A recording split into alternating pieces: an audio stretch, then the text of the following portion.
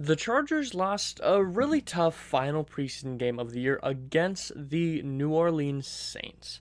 And although they did lose all of their preseason games, and this one was by far probably the worst to watch, losing 27-10 against the Saints, but something that we do need to remember, once again, is this is just a preseason. This doesn't really have any major impact on the actual season as it occurs, and it allows you to learn something good and bad about your team. So, in this video, we're going to be talking about the 5 things that we learned from the Chargers preseason Week 3 game against the New Orleans Saints. But with that being said, if you enjoy this content and you would like to see more of it, please like and subscribe. I have practically daily content going up on this channel, NBA, NFL, and NHL, and I would appreciate any amount of support that you guys can give me. But let's not waste any more of your time. Let's get right into this. 5 things that we learned about the LA Chargers based on this preseason Week 3 game. Now, before we kind of get rolling into things, I kind of want to stop for a second and bring up the fact that this is the end of the preseason. We have about 13 or so games, or 13 or so days before the Chargers' first regular season game, and there's going to be a lot of things that will occur before that time. Not only today and tomorrow will be all the cuts of the NFL teams and the players they don't want, so we can get down to 53. Wednesday, we're going to have potential players getting signed that were cut, and then we're going to have some things rolling. So I'm going to have video going up on, my reaction to players that are cut by the Chargers, likely a video on who the Chargers might pick up from other players that got cut from other teams, as well as, in final for the preseason, the things that we learned in total from all 3 preseason games. But let's get right into this video itself. First things first that we learned about the Chargers is Dustin Hopkins has a leg on him. Now, yes, he was on the team last year, and he looked very solid, but I think this game really reaffirms the fact that the Chargers do have a good kicker, because over time it seemed like you get one good year out of kicker for the Chargers, and then they fall off. And that's not what Hopkins has done. Hopkins went 1 of 2 on field goals, making a 51-yarder and missing a 50-yarder. So he is 50% from field goals, but the fact of the matter is he makes a 51-yarder. And yes, he does miss a 50-yarder, but it wasn't too far off.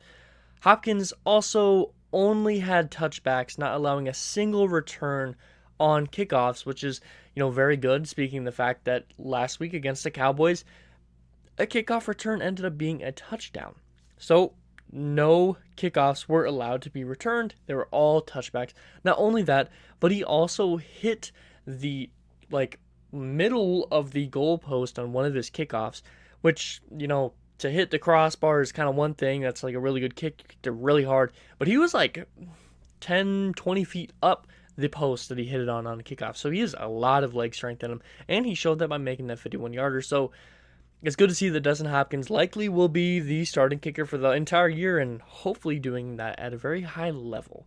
Next thing we kind of learned here pertains to the RB room, and this is something that we've touched on every single week after the preseason, but it's about one guy in particular, and that's Joshua Kelly and the massive leap that he has taken.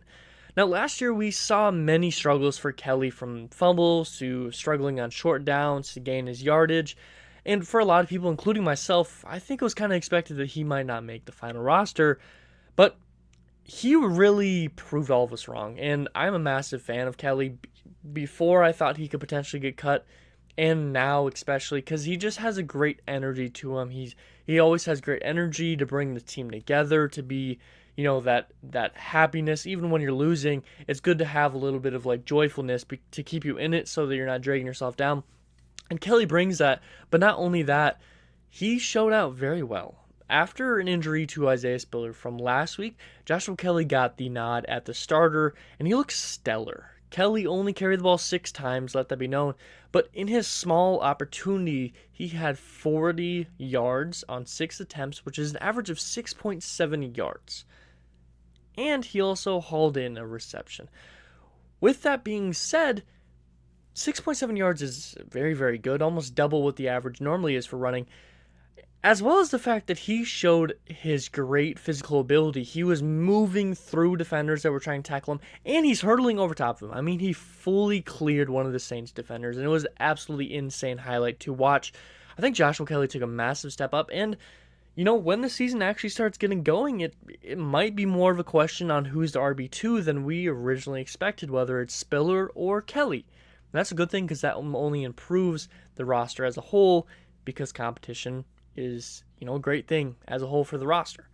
Next thing we kind of want to cover here is on the defense side of things, and sadly, there's a lot of bad things going on for the defense this preseason, but let's remember this is preseason. We're not seeing the starters out there. We're not seeing the full potential. We don't have Bosa, Derwin, any of these guys that are going to make immediate impact, nor are we seeing these new acquisitions. A lot of these guys that are playing are the same players last year that were struggling on the defense side of things. So first thing I want to cover here is the Chargers secondary and the fact that they got picked apart. And I mean, absolutely picked apart. It was really, really bad. It didn't matter who was out on the field on offense. It seemed like they're always finding a way to find an open man, with most of the players who participated likely being cut or being further down in the depth. It's not time that we need to massively worry, but the secondary couldn't stop anything through the air at all. On the first drive, we see Jameis Winston back on the field for the first time since he tore his ACL, I believe, halfway through the year last year. And Jameis Winston went 4 for 4 on 59 yards, leading the Saints to a touchdown drive. The next drive, we see Andy Dalton march out, and he goes 5 for 5 for 73 yards, leading to a touchdown drive. And then the rest of the game, we end up seeing Ian Book, and he would go 11 for 15 on 81 yards, as well as a touchdown, along with 50 yards rushing on the ground. That is really, really bad. So with that being said, that's 24 total attempts at throwing the ball, and 20 of the 24 being completions. Not only that, but, way over 200 yards, it looks like, or just right about 200 yards, with only 4 incompletions. That's not something you want to see, especially from a secondary that was, improved, and we were seeing some playing time from some guys that are likely to get some rotation minutes.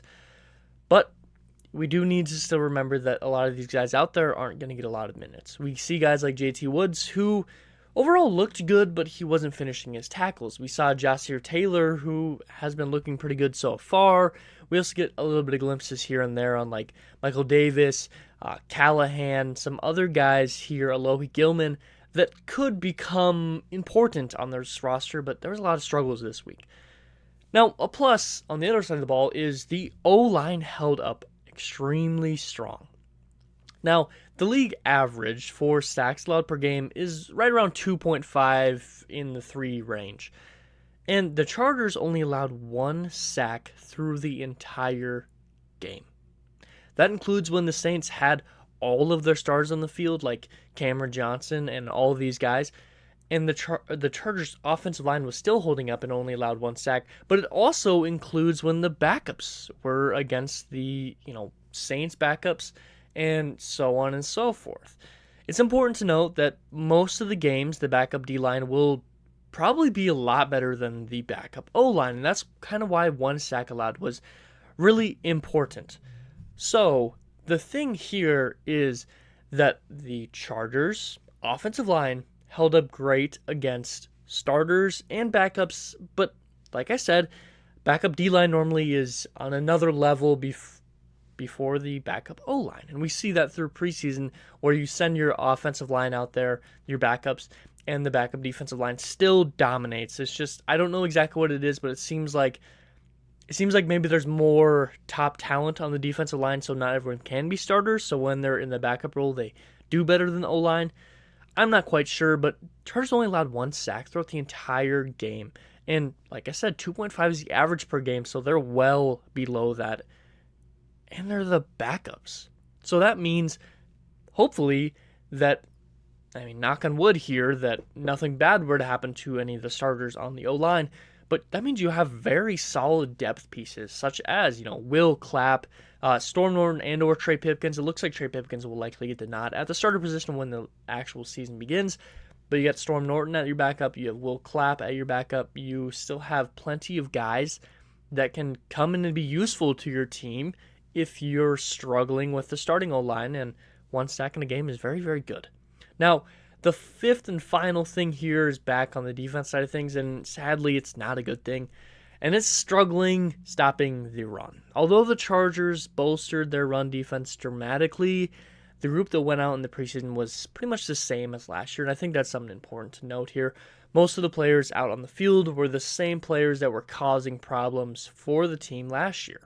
So it's not like any of these guys that were out there playing were supposed to be this, fix this defense players. You really didn't see a lot of guys that were good on the run defense side of things out on the field. I mean, you have Brendan Fioku, probably saying his name wrong, and he looked very, very good, but the rest of the line, Jerry Tillery, Jamal Davis, all these guys didn't look great at stopping the run, and as a whole, the team didn't either.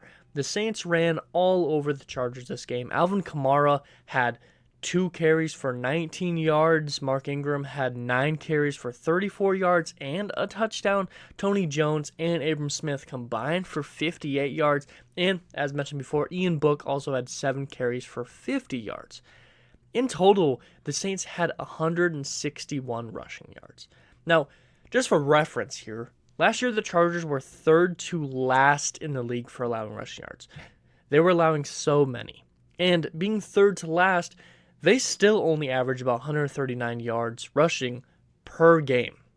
The Chargers had more than that and then some. 22 yards more than the Chargers averaged last year. And the Chargers were one of the worst in the league.